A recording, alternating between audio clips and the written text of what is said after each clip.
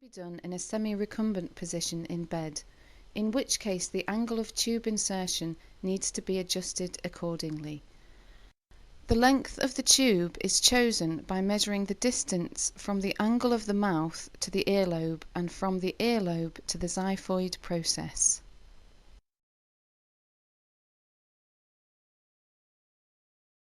Document the first visible measurement mark at the tip of the nose in order to detect any future tube displacement.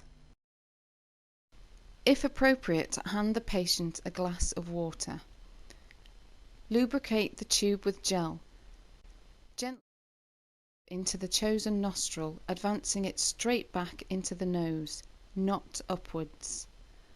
The tube should track horizontally over the hard and soft palate, at which point the patient will feel it at the back of the throat.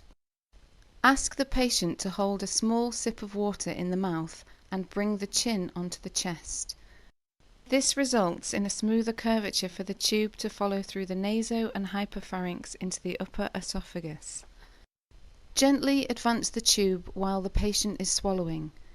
If the patient starts coughing, immediately withdraw the tube 2 to 3 centimeters and try again once the patient has settled. When the tube has been inserted into the esophagus, ask the patient to take further small sips of water while advancing the tube slowly and steadily into the stomach. The correct tube position is checked by aspirating gastric content and confirming a low pH on pH indicator strips or paper. Litmus paper is not a sufficient testing method. The readings can be confused if the patient is on acid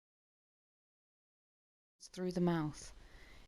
In this case, withdraw the tube.